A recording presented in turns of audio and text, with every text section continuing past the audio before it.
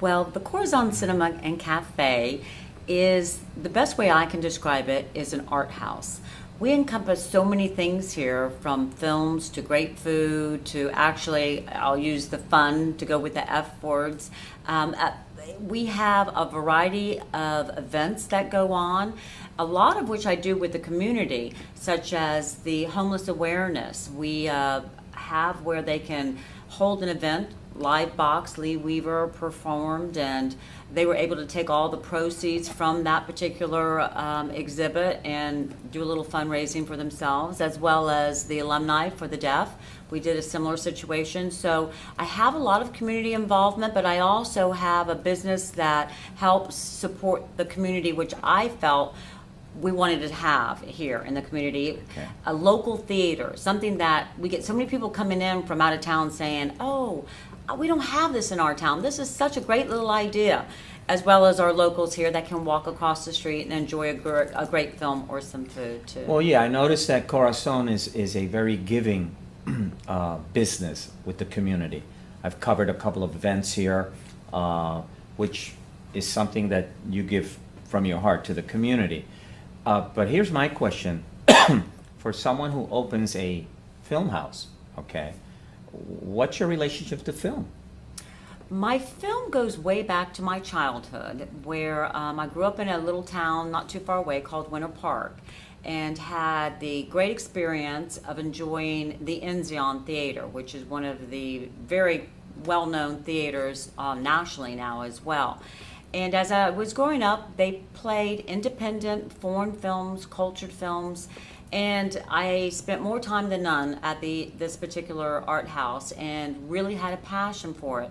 As my kids came along, I started to get involved with the theater quite a bit, and also did some of the acting on the side as well. But through my experience, which encompasses quite a bit, which is always good because we can always add to things such as my business side or my marketing side or my theatrical side, kind of came up with the idea to revive this for the community. It was not on my bucket list to do.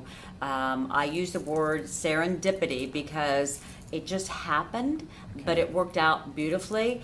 I've had so many positive responses from the community about reviving this. I think we've come across the oldest brick here in the city when we dug under the bookshelves and the plaster. We've also saved something that was, I think, a valuable part of history here.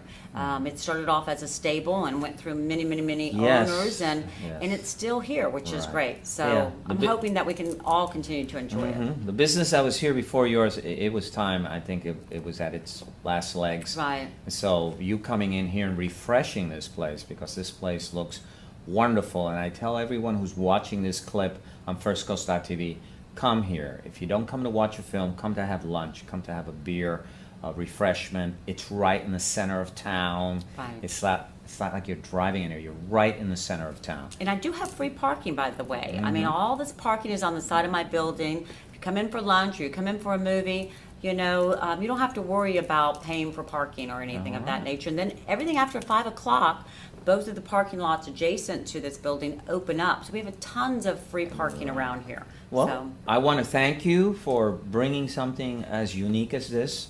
I myself love film, and so for you to bring something that has independent film, also now you're playing films that won Oscars, to have so much going on here, it's wonderful for St. Augustine, and I thank you, and I know the people in our community thank you. Well, thank you, Jorge. Thank you for right. having me on.